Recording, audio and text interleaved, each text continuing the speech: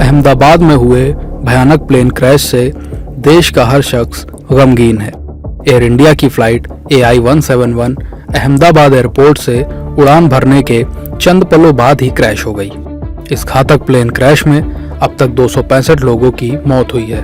हादसे का मंजर इतना खौफनाक था कि जिसने भी देखा उसका दिल दहल उठा। इस हादसे के कारणों को लेकर तरह तरह के कयास लगाए जा रहे हैं। विशेषज्ञों और पूर्व विमानन अधिकारियों ने अलग अलग तकनीकी वजहों की आशंका जताई है।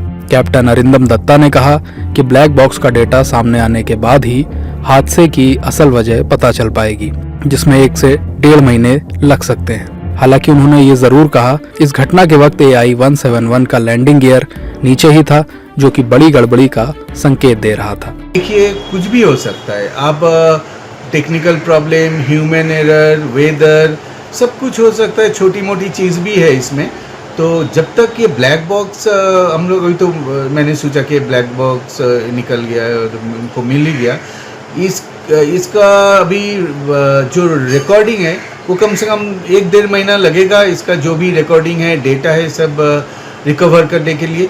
वो ब्लैक बॉक्स का डेटा जब तक रिकवर नहीं होगा प्रॉपर वे में, मैं कुछ बोल भी नहीं पाऊँगा। हाँ, थोड़ा बहुत जैसे मैं बोल पाऊँगा कि जैसे टेक ऑफ के बाद मैंने देखा कि उसका जो लैंडिंग गियर है वो आप ही नहीं हो रहा था, कुछ ना कुछ तो हुआ होगा।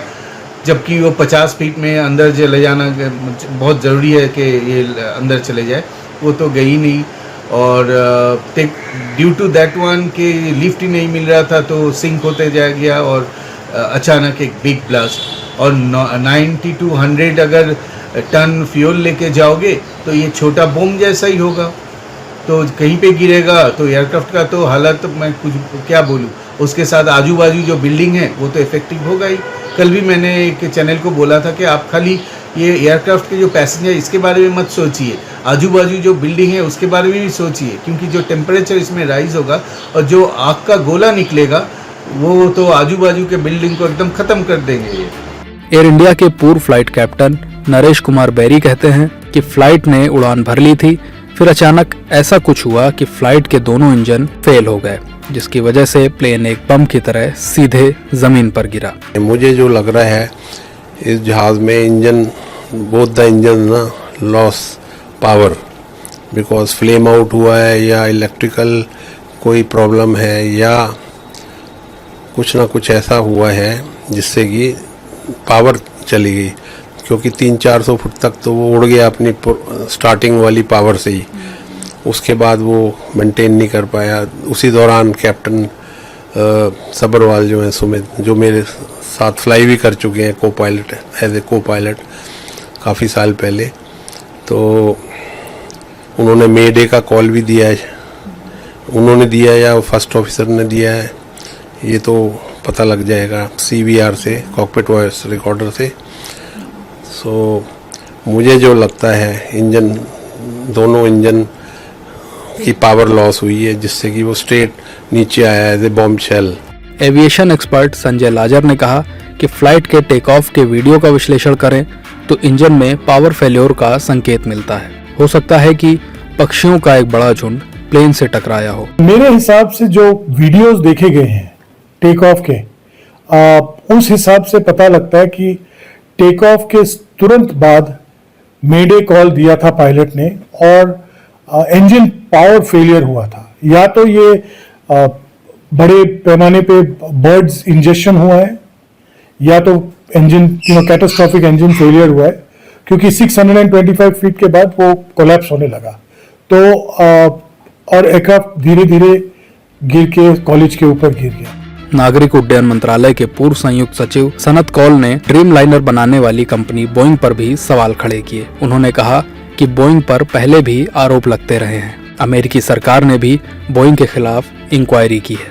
हालांकि ड्रीम लाइनर 10 साल पुराना प्लेन है और अभी तक इसमें खराबी की कोई बात सामने नहीं आई है, इसलिए इस हादसे की वजह तो जांच के बाद ही सामने आएगी। बोइंग कंपनी तो वैसे 100 साल पुरानी है, पर पिछले कुछ सालों में तो उसके खिलाफ कई चीज़ें निकली हैं। US अमेरिकन गवर्नमेंट ने भी इंक्वायरी की है, पूरी कांग्रेस की उनके पार्लियामेंट की इंक्वायरी हुई है।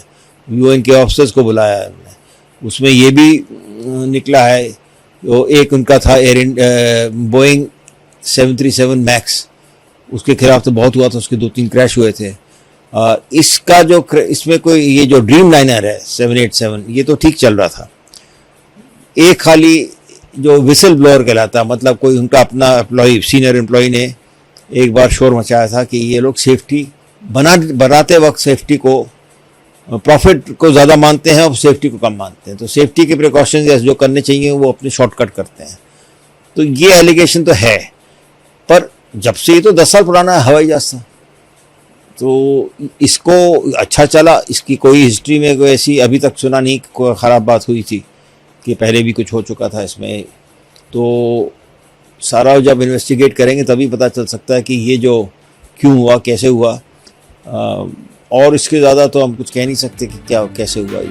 वहीं नेशनल एरोस्पेस लेबोरेटरी के पूर्व डिप्टी डायरेक्टर सालिग्राम जे मुरलीधर ने फ्यूल कंटेमिनेशन का भी अंदेशा जताया है। उनका कहना है कि अगर फ्यूल में पानी या फिर किसी और पदार्थ की मिलावट हो तो वो फ्यूल को जलने से रोकता है। ऐसे में प्लेन के इंजन को पावर नहीं मिल पाती। If you look at the engine power and the climb of the height climb, it looks like the aircraft did not gain sufficient height to have a go around and to come back for whatever reason. One of the possible reason, what I can think of, it's just at a very, very preliminary stage. It can be due to fuel contamination. It comes in the sabotage. So whatever fuel you are adding, if it is contaminated with water or whatever is there, so as far as the quantity of the fuel is concerned, it will show perfect. But it is contaminated with something which prevents the burning of the fuel. So you give the power, initially it starts, but when it demands the peak power, that time it may not be giving the required peak power because of fuel contamination. The aircraft can lose the power. Ahmedabad plane crash Bharat के सबसे भीषण विमान हादसों में से एक बन चुका है। इस हादसे ने कई परिवारों को कभी न भरने वाले जख्म दिए हैं। अब तक की जानकारियों और वीडियो फुटेज के आधार पर कई कयास लगाए जा रहे हैं। हालांकि हादसे की असल वजह ब्लैक बॉक्स की जांच के बाद ही सामने आएगी।